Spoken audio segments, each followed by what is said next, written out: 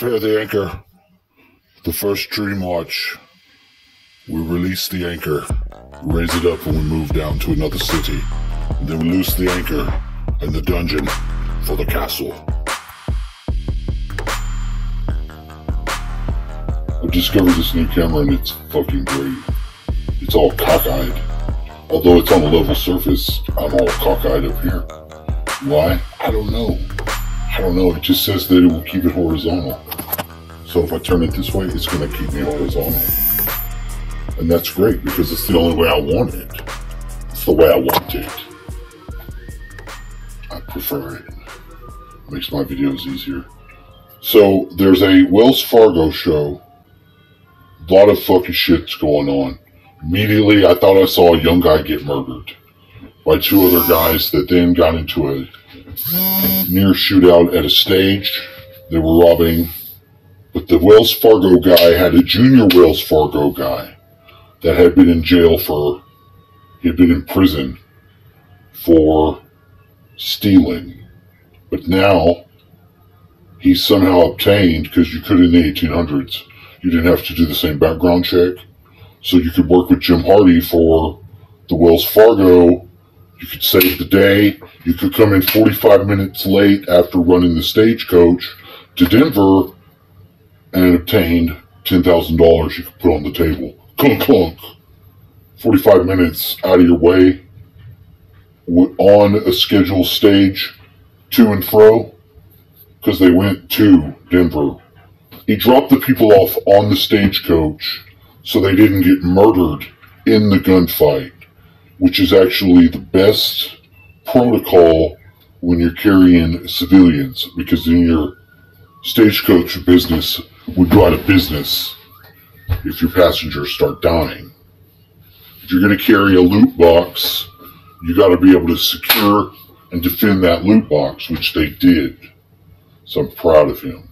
He said the boy was working out his problems as he saw fit. It's like this show is the Wild West bringing in the new federal government for New America proto. It's like in the ether. And I think it's a good one because it goes to show you. You know what the problem is out in the West? Everybody's stealing from everybody. Everybody's stealing the loot. You gotta stop stealing the damn loot. Joe Biden, stop. Stop stealing the loot. You know you got the treasury. You got those billions of dollars. Quit it. Quit taking them. We still need them for America. You're not going to be the president again, buddy. No. No, you're not.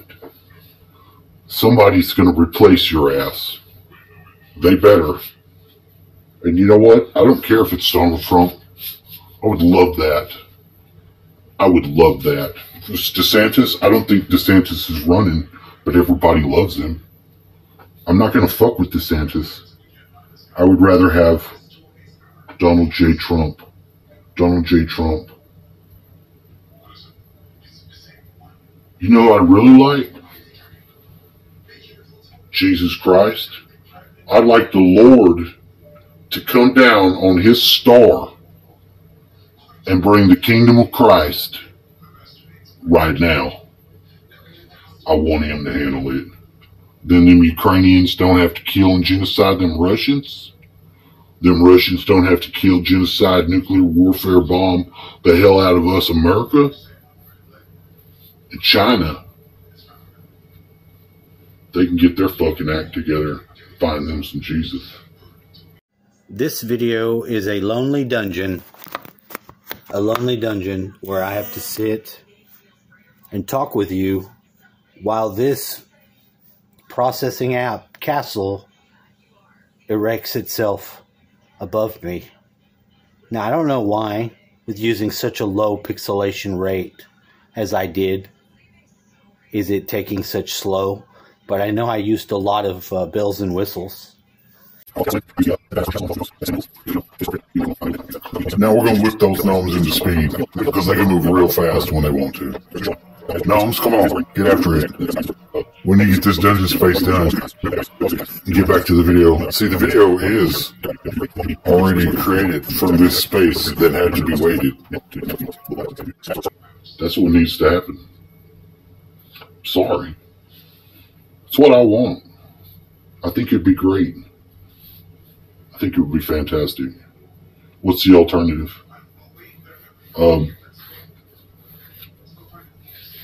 Transgender men doing drag performances in libraries across America to indoctrinate kids into thinking that their hoo-hoo and their wee-wee needs to go somewhere else where it would naturally be intended to.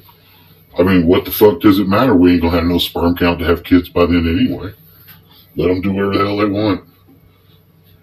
Is that right? I don't think so. That's not the answer. True, though, we're not going to have any sperm count.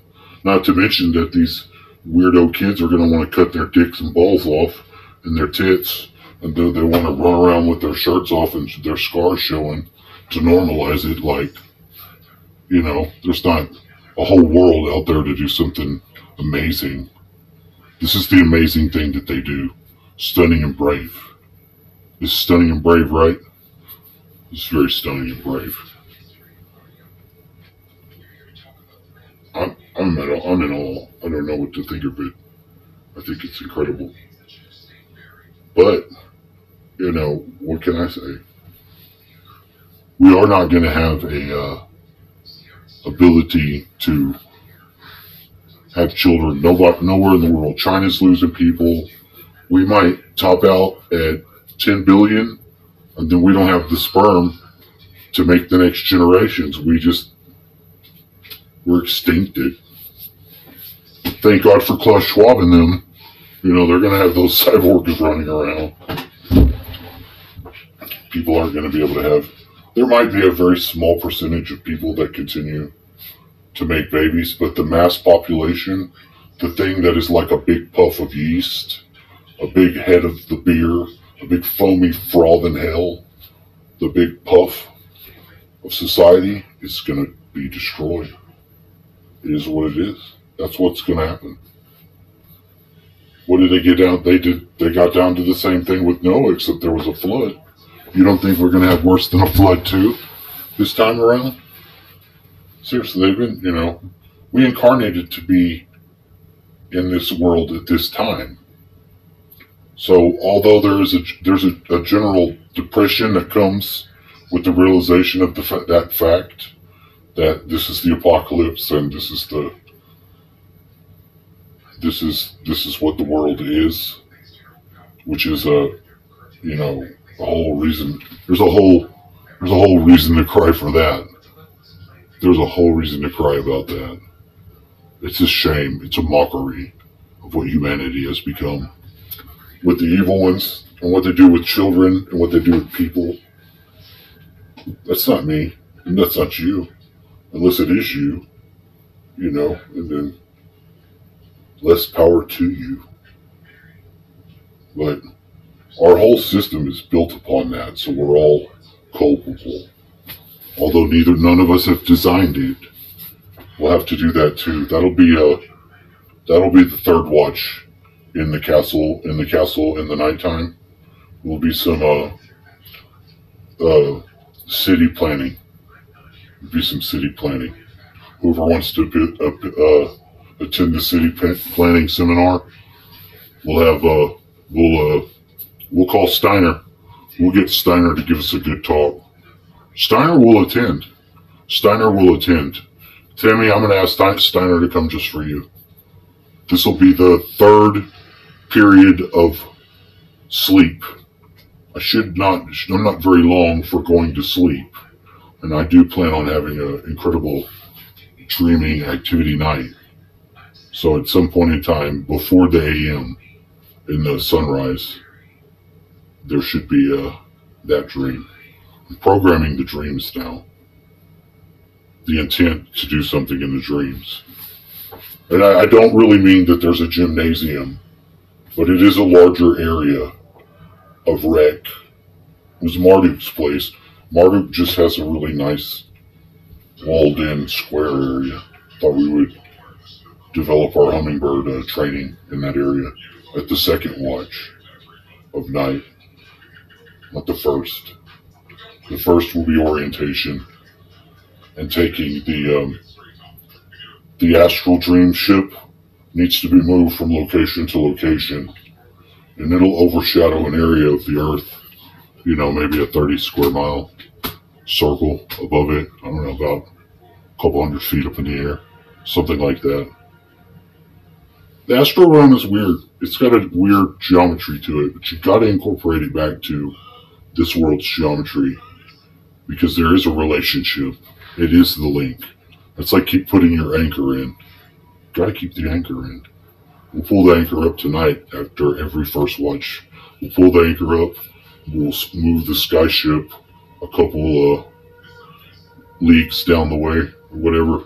We'll use a certain astral measurement in the dream world. Call it Hollands. We'll move it 0.5 Hollands down the way. Darkitic out. This transmission is over. Do you understand? Do you understand me? Can I be understood? Do I make sense this night?